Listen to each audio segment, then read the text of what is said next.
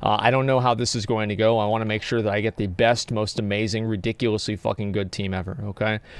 All right, just give me 1 second. Keep questing? Yeah, I'm going to do my best. Okay, here we go. All the mounts that you'll never get. Okay. Hey everyone, and welcome back to another patch 8.2 video. This one is going to be rather monstrous because we will be covering the mounts. Good. There are a ton of mounts. This is already a massive video, so let's just get straight into it. Alrighty. First up, the wave rays of Nazjatar. The Alliance and Horde sell their version so I need to buy this one right here. Seller at their own Nazjatar hub for 250 mana pearls. And this is fucking bullshit. I want to tell you guys why. Because you can use the Horde one on Alliance, which means that I have to make a Horde character and get that motherfucker all the way up to Exalted just so I can buy the Wave Ray on the other faction. It's so fucking stupid, man. Like, I can't believe Blizzard's doing this to me. And I'm gonna have to start farming. I've been so lazy I haven't done it yet, but I should be doing it now. Those mana pearls can be obtained from many different sources in Nazjatar. To farm them, your best bet is to install an add-on like Tomcat Tours for Nazjatar, alongside with handy notes in the Nazjatar plugin to display the rare locations and to track kills. Your goal is to kill as many rares as you have the time for each day, as each one does have the chance to drop some mana pearls, and you can loot them all once per daily reset. You'll likely be using these add-ons to find and track other rares and things in this patch anyway, so they're pretty handy to have, and it helps getting the mounts. Of course, in addition to those things, community effort is a big focus of this patch, so make sure to keep an eye on general chat for rare announcements. Past that though, just do your dailies, watch the mission table. That's easy. Like, anybody gets Exalted is going to have the pearls. Next up, the Silent Glider. This drops from a rare mob called Soundless. Soundless can spawn in multiple locations in the Coral Forest on top of the coral reefs. Now, there are a few ways to make it up there, but the easiest is to grab a deep coral pod. This is an item that you can pick up around the area that will increase your jump Mountless? height. Fuck You'll see them hanging underneath the coral. You then want to knock them down with an ability, loot them, and this is such a bullshit fucking item. Soundless with some platforming. What a sick mount. It's now great. Combine that with a glider and you'll make it up with ease, and you can loot him once per day, so just work it into your daily routine. Then we've got Fabius, who is quite simple. You just this mount's a joke to get. Everybody has this fucking mount. He sometimes hangs around in the northwest Nazjatar between the Zangier Terrace and the Ashen Strand in the Bloodfin Grotto. He can spawn in a few different places along the maps, so seemingly your best bet is just to keep an eye out for him as you go about your business, and occasionally check the pre-made group finder for groups that have found him. Now after that, we've got the Snapback Scuttler, and oh boy, we're in for it now. This crab is acquired by completing the Undersea Usurper achievement, which basically is the Nazjatar meta. This is fucking ridiculous, man. Like, you look at the Undersea Usurper, like, each one of these things is going to take you, like, you aren't going to be seeing these mounts for, like, months, because it's going to take so goddamn long to get all the Nazjatar achievements. And I'm going to be honest, guys, that's good. That's actually good that it's going to take that much time. That's the way that it should be. It should take that long. This is amazing. I'm glad. Now, don't expect to see this crab anytime soon, because it pretty much is time-gated 13 weeks because of one of the achievement steps. But let's just break the whole thing down. Okay, you have to, first of all, finish the Nazjatar questline, which is simple enough. That one. It's time-gated by one quest, which requires you to earn 3,000 follower XP, which usually takes about 10 days, so there's no rush to get that done. You then need to reach Exalted with your faction, which once again is simple enough. If you want to hurry that up, just, you know, return daily, very simple. I've already done this rares, do all of the world quests, do them with a contract buff, and you'll get there. The easiest one to do is just to explore all of Nazjatar. Literally just ride around. I have that one. Of the rares. Now, most of these are just spawns. See, this dumb motherfucking piece of shit. Wait. Okay, never mind. No, okay, keep going. In an area, so I would recommend using Tomcat Tours or handy notes to locate those mobs. That said, there are some, like the Coral Ancients, that are a little bit more involved with that. Now, the Coral Ancients, they are the giant... I thought he was talking about another achievement. I'll show it to you guys afterwards if you guys remind me. Untargetable coral treants that you will have seen around the zone. So there's Anmanar, Kelp Willow, Oranu, and Urdu. Now, Anmanar is first, and he is in the Coral Forest. He is activated by bringing a colossal sky ray from around New Hope Home to him and then killing it.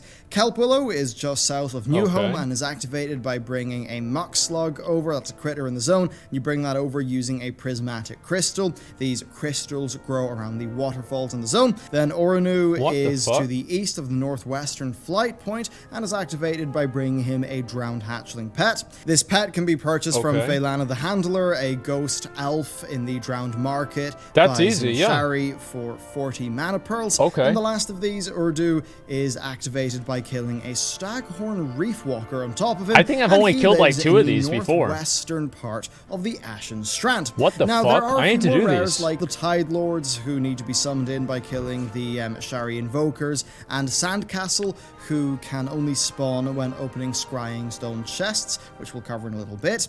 So there's quite a lot of rares to work through. You then also have to find all the arcane chests and trunks, which is easily done by just keeping an eye out while you go around, or of course using the Nazjatar plugin for handy notes. Now once that's done, find 100 treasures using the Scrying Stone. This is quite simple, but definitely time consuming. Scrying Stones come from rares and are occasionally sold in the form of faintly humming stones by Merle, the Murloc in your home base. Using these faint stones will turn them into a regular Scrying Stone, and once you use the Scrying Stone, you will get a 5-minute buff that will reveal treasures on your map. Just go around the place and open as many of those treasures as you can while the buff is up. You'll probably have to do this a good few times. It might take a while, especially given the relative rarity of the Scrying Stones, so my advice is the same as usual: just kill rares and keep an eye on Meryl. That makes sense. You must complete these summons from the depths 10 times. That's the zone-wide PvE event that occurs every few hours. You'll see all the big skulls in your map, so just when you're spending time in the zone,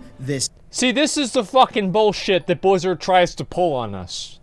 Is they try to get the Alliance to go into the war mode. Now, you know, this is what happens whenever you go into the war mode in your Alliance. Does anybody play Alliance here? You know what happens? You fucking die. You fucking die. Because, you know, it's so bad right now. Can somebody invite me up to a server that has these rares up? I need to kill them. It's so bad right now that it is at 30%. 30 fucking percent.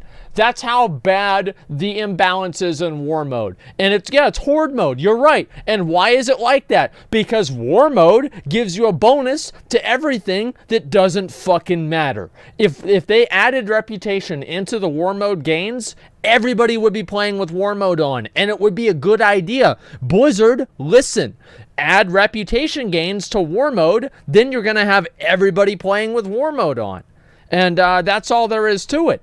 It's simple. Yeah, you get 30% more reputation. Of course, every single alliance is going to be playing on there because they get such a big bonus. I mean, come on. Take away every bonus. No, because if they take away every bonus, then it's just going to be completely dominated by Horde. Nobody else is going to ever want to play it, man. It's a terrible idea.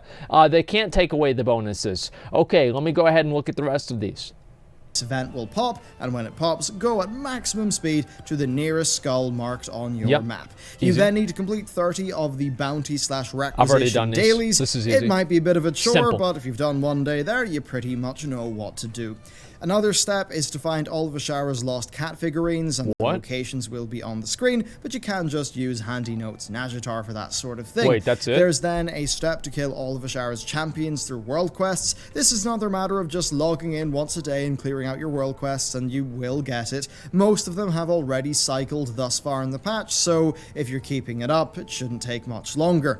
Then next, you need to get each of your new Nazjatar followers up to rank 10. On paper, this will take a total of 30 days based on the current rate of one rank per, 1 day worth of experience from the 3 quests. However, just a second here. So there's a handy notes for this? Where is it? I'm trying to... How do you spell Nazjatar? Because I want to figure out how to get these fucking items. Handy notes. All right. How do you spell Nazjatar? All right. Nazjatar.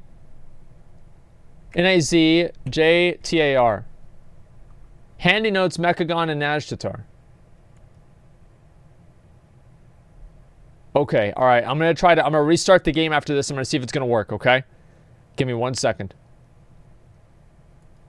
The Coral Ancient rares that I mentioned earlier can drop items which increase your the rep of your followers, well, like your experience, 100 to each of them. So if you have the time, killing those corals really does make a lot of sense, because each drop I need to do that every day. Remove 1 day of just wrapping up your followers at a time, which is quite good. Although given a later step, I wouldn't worry too much. Then a more straightforward step is to collect 1,000 mana pearls. Now the more frustrating one... Wait, which one? How many mana pearls am I at right now? Exploration, I think?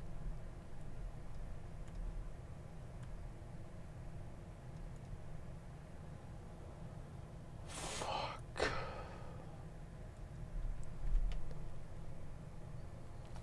I'm at 597. Is that you must defeat all of Martivas's creations from his laboratory. This is the annoying fucking bullshit right here. Now, the puzzles are handy enough, requiring you to do each of the uncrossing the lines and matching the rune I'm a god puzzles. at these. It's basically just easy, medium, and hard versions of the ley-locked, and then easy, medium, and hard versions of the rune-locked chests. This is just going to take a ton of time, but that does not really matter, because the laboratory part is the time gating that is a little bit more unfortunate. This is the cock. It's going to be about 13 weeks because you can only spawn one of the 13 types needed per week. This is so that's fucking kind of ridiculous. unfortunate. Of course, different combinations spawn a different type for This is his so fucking experiments. ridiculous. And yeah, that's the main thing that will hold you back. Oh then my the next God. achievement step is to buy a secret item from Merle. We have this one. Trader, We got it. which will require you Easy. to have the benthic cloak Simple. that unlocks more options for him. Then finally shoo away 100 bloodfin tadpoles. This is done by clicking on the friendly bloodfin tadpoles in the bloodfin grotto area to the northwest. When shooed away, a weak mob will spawn for you to fight,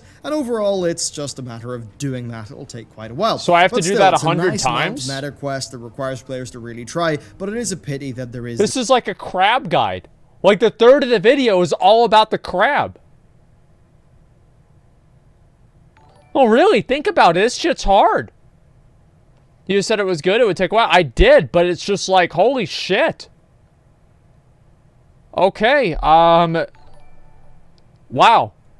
The 13-week time gating there that you can't really get around. Anyway, let's move on. We've got the Royal Snapdragon. That's your Nazjatar Paragon box reward. So yes, hit Exalted Rep with your Nazjatar faction and just farm until you get it. So good luck. Then next we've got the Alliance and the Horde Follower Snapdragon. So these are from a quest that will appear once you level a specific Nazjatar follower up to level 20. So Alliance players have to level Akana, and Horde players have to level Neri. I have it. This is a simple enough one. You just select the followers each day if you want to get them up Wait, quick. so I'm going to get that mountain like a couple of days. Like Coral Ancients for their rep items, which will boost you through this a little bit faster. Oh, fuck and yeah, the nice dude. thing is that unlocking the Alliance one will unlock its Horde equivalent, so you won't have to pull double duty there.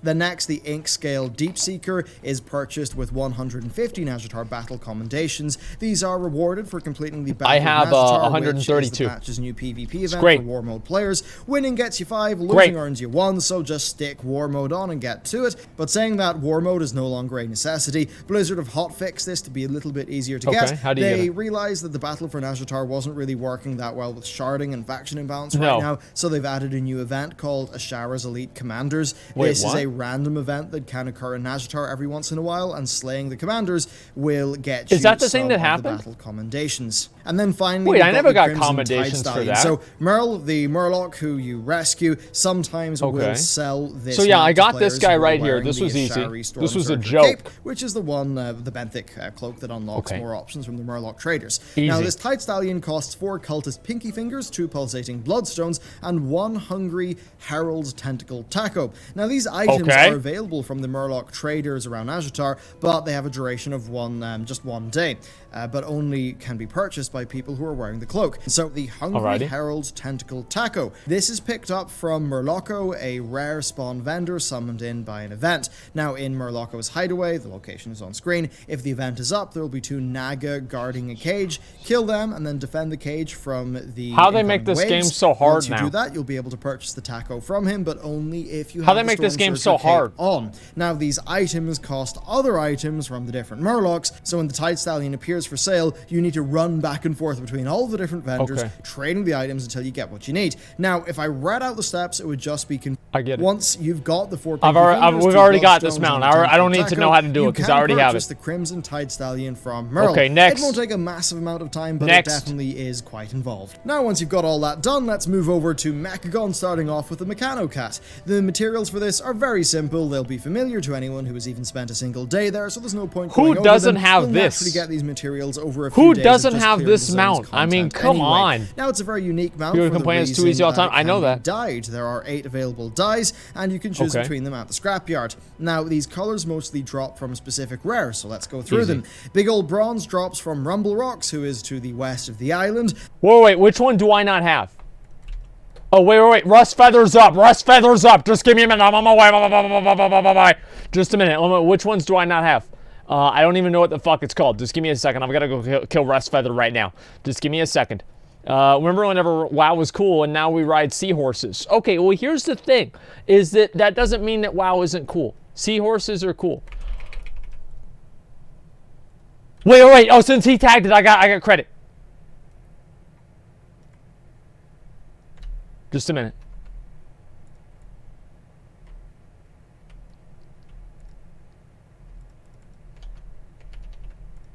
Mechagon Gold comes from the Armored Vault bot, which is a little bit more involved, requiring players to kite it over to an electromagnet in Bondo's yard. Then Lemonade Steel comes from the Scrap King rare just south of Rustbolt, while Overlord Orange drops from the Frungarian Fuhrer. Oh, there's no way I'm gonna get that, dude. While on a specific visitor quest. So when Myloon shows up, take the aid from Nordrasil quest. While on that quest, someone invite me to a realm where it has this rare up near trees in the quest area. I kill the rare while I'm watching the video. And then use the quest item on them when they transform. If you do this to 4 mushrooms in total before they despawn, the last one will become the Frungarian Fuhrer, so kill that for the progress and isn't that Hitler? The paint vial. After that, the Spellmade Green, which drops from the Crazed Trog, a rare around Sparkweaver Point. He'll be sitting in a cave, untargetable, covered in paint, and he'll be shouting about how he hates that color. So to activate the rare, cover yourself in that color of paint at Bondo's yard by walking through the paint sprayer, and then return to him and kill him. The next I need color, to get Fireball Red, comes from chests in the area, so I do need to get these. And the last one, Copper Trim, does not have a completely confirmed source, but it has been reported that it comes from a repeatable hand-in quest, recyclable parts. I don't believe you can make progress on this until you've completed the prerequisite quest. That's so annoying to do. Which is a part of the Scrap Forge Mecha Spider questline, which I'll address shortly. Son of a fucking As for the quest bitch. itself, while killing the anodized mobs in this Junk is so you'll get hardened springs, tempered plating, and machined gear assemblies. 30 springs, 10 plates, and 5 assemblies will combine together to give you a bundle of recyclable parts, which you can hand in to the nearby recyclers. I found that an easy way to do this is just to get a farming group, either yourself or through the pre-made group finder, and then just to spend a while clearing the area repeatedly. You're just randomly farming trash mobs. Like, that's basically all you're doing. You're sitting around. I'm going to log over to another character and farm the rares on the other character. I might as well while we're finishing the video.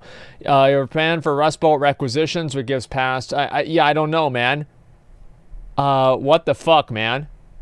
You should look at the Star Wars old review. I don't give a fuck about Star Wars.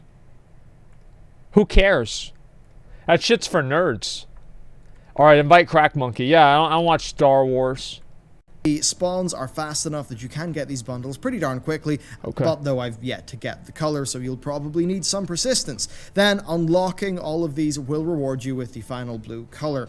So, that's that. Next up, the Mechagon Peacekeeper, which is a dungeon drop from Operation Mechagon's HK8 aerial oppression So I wanted unit. to do this right here. See, this is all a big plan of mine, right? Is I wanted to show you guys all these mounts here, because these are the mounts that I'm about to get whenever I start working on this shit, okay? Yeah, there you go. I'm obviously going to get this mount today. Just get lucky in that. Then next, the Scrap Forge Mecha Spider, this is which a joke. Is a recolor of the Peacekeeper, but with a scrap-like color joke scheme, mount. Is obtained from a questline through Rustbolt. That's from Recycler Kerchunk, and that takes about 12 days of doing 1 quest per day. There's then one more recolor of this mount, the Rusty Mechanocrawler. This is from the Arachnoid Harvester, which is to the west of Bondo's somebody yard. invite Crack Monkey to a group if this rare is up. We've then got 2 motorcycle wheel mounts. So, or the Model W comes from the Mechagon meta achievement, so quite a lot in getting this one. First, complete the storyline, which will unfold as you gain reputation. Okay, so do I have this? Like, all right, so what about the Model W? Wait, who's this guy? Okay, you're not even here. All right, let's try somebody else. The Model fucking W. Okay, I think I have that one done. Then Mechano Cat dies. Oh, then complete no. every visitor request, so just arrive in Mechagon every day and scour it till you've seen them all. Then unlock 20 blueprints from the list. Now, the blueprints pretty much all come from rares, bar a few which are from the rep vendor, so it's basically just the same. Look up Mechadung in AVs. You mean the achievement?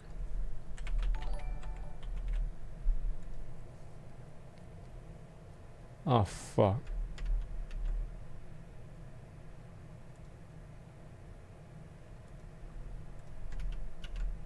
Same as other rare killing steps, just kill all of the rares. Honestly, I would not worry about this step. I think you'll complete this as you sort out the other things it's not a big deal. List. You'll get the blueprints next in one time. Is a bit of a pain though.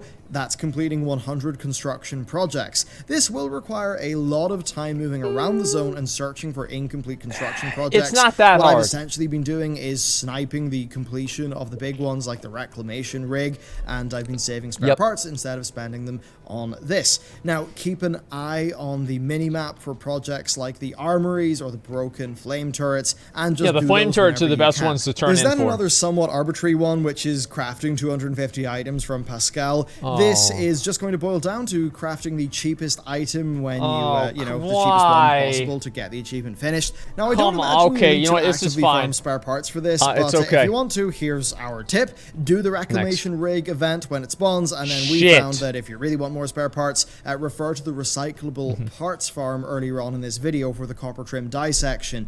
In doing that, I think in staying for 3 quest turn-ins, we got a few thousand scraps, so that's a really good way of doing it. Now, in order to get this from 0 items, you'll need to make 250 scrap grenades, which will cost 12,500 spare parts. Yes, that sounds like a lot, but it's really not that bad. A few hours of group farming will 12,500? Now, the next step is another daily, finishing each of Rocket Chief Fuselage's weapons, which is just a matter of returning every day and doing this whenever the quest is up. Then another step is collecting the gramophone and all of the music for it. Now, the gramophone is made from a blueprint that drops from Steel Singer Freza, a robotic harpy that spawns in the southwestern island of Mechagon. As for the vinyls to put into it, though, they come from rares in the zone. So far, there have been confirmations that the Battle of Nomergon, the Depth of Ulduar comes from Old Big Tusk and Boilburn. Then Nomergon Forever comes from Bogak and the Nullifier. Mimron's Brainstorm comes from the recycling requisition boxes from the recycling quest discussed earlier. And the Triumph of Nomergon comes from the box awarded for completing the Reclamation Rig event. Completing the event will give you a box that can contain Mechagon tinkering items and then possibly the vinyl. So, I need to do that. I should do that today. The heftiest one is next, though. Completing all of the special encounters. Oh, that's easy. What do you mean? You just fly around randomly to be killed. I addressed the Voltbot, the Crazed Trog, and the Fungarian Führer. That's a joke. On. There are 7 that are tied to drill rig construction projects, so keep an eye out for zone-wide messages. Invite me to a group that has Rust Feather on it. The JD drills. Please invite me to a group that has Rust Feather. Depot. The CZ drills are around the center of the island, heading over to the outflow, and the TR drills are by the these are easy to do. There are then some more interesting ones. These are very like easy. The Doppelgang. They require 3 pressure relief valves to be fitted to the exhaust pipes by the I've already done all of these, outside except for like maybe 2 of them. Cave at Sparkweaver Point and then activated. One of these valves comes from the daily quest Cog Frenzy's Construction Frenzy. This does mean that access to this rare is somewhat limited, but smart users of the pre-made group finder should be able to sort you out there even if you don't have a valve yourself. There's then Spark Queen Pemp, who will only spawn around Sparkweaver Point when the lots of bugs quest is up. Then Bogak is similar, only spawning when the drill rigs are available as a construction these are all project. simple. I think I have every like single the one. Oxidized Leech Beast, minus like 2, I think. is spawned by activating the Weather Alteration Machine. I could be a little bit wrong. Depot, Close enough. Which requires an exothermic evaporator coil. That's an item that's dropped by the nearby rare Mr. Fix This. Okay, so next there's the 00X Avenger MG RNG, which requires killing the 00X Fleetfoot when Oglethorpe Obnoxious is visiting the island. The Fleetfoot is a chicken that's running around the zone with 6 million health, so that'll definitely be a group effort. So if you see Oglethorpe, easy. We got that one on day one. That's how easy it was. Groups. The Rusty Prince exists in the alternate timeline Mechagon, so when Chromie is visiting, head over there and just keep an eye out for him. He should be near Junkwat Depot. Then there's one last rare of interest, Gear Checker Cogstar. This guy acts as a backup for the upgraded sentries, so once enough of those has been killed, this guy will teleport in for a fight. If you want to kill him, just hang around outside of Junkwat until he pops I think I know how to do all those. Yeah, that's not really too big of a deal. It's just going to take time. Just to make sure where every rare is. So I basically have none of these mounts yet. General chat in Mechagon. Players do tend to work together in this patch, thankfully, and it's actually quite a nice experience. I do think players work together more. That's a good point. I like that. A legion of, players are going over there for the tag. That's definitely a nice thing, where Blizzard seem to be hitting their Timeless Isles-like feel for the rares. However, if you like the model and don't care for the color, there is the Junk Heap Drifter. It's a rust-colored flavor that I just did not get. I know that. Yes. Feather, a mechanical bird up in the mountain to the south. Then finally, there are two flying mounts, the aerial unit R21X and the Rust Bolt Resistor. So the R21X is a new shiny colored This is the one I'm going to get today, right here. This is it. Dungeon. So that's pretty cool. This is my mount right here. The drop. If you like the aesthetic but don't get lucky with the drop rate, though, you can get the rusted version of the same model, the Rust Bolt Resistor, from the stolen Royal Vendor bot in Rust Bolt. Yeah, that's a little bit cheap, dude. Of 420,000 gold after reaching Exalted with the Rust Bolt Resistance. Then for professions, there is only one mount this time around, the Zilliwag ATV.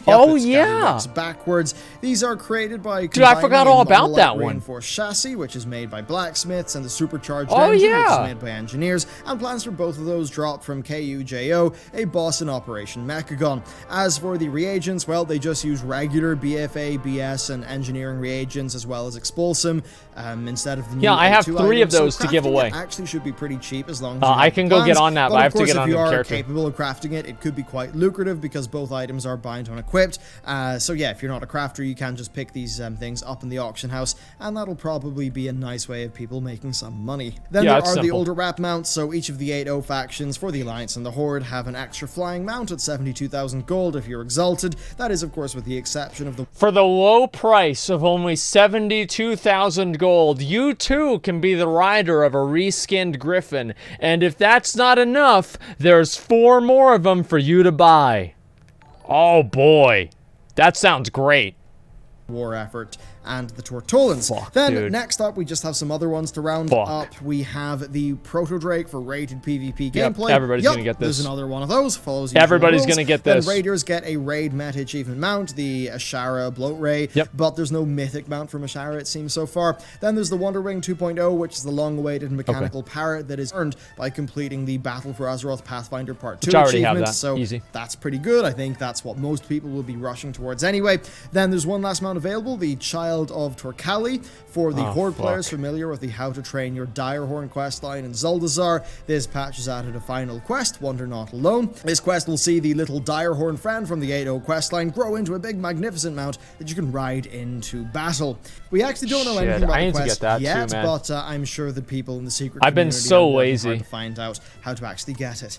Okay. Oh boy, so there you go. That's it for the 8-2 mount guide. That's a lot of mounts. This was a massive guide. This is a big effort from a lot of Matt and a bit from myself. A lot of writing, a heck of a lot of editing from Connell. This one really took really big team effort getting this guide together for you, so I hope you found it useful. Hope you've enjoyed it.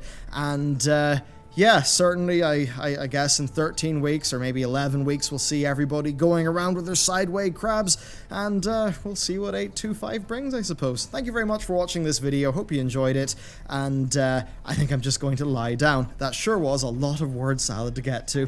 Thanks for watching. See you next time. This is depressing for me to see. Like, I sit here and I think about this, right? And all I keep thinking about is all the mounts that I don't have. Because he's going through basically a list of mounts that I don't have. And I'm getting a little bit fucking tired of this shit, man. I'm getting tired of this. 1 patch equals 20 mounts. No, you're right. Shows a lot about what draws attention to the game. Well, you're exactly. I mean, because that's what matters. Like, mounts Mounts are the only type of progression in the game that's truly meaningful. Everything else, the gear comes and goes, but mounts are forever. You know, J-Ram is working on all those right now.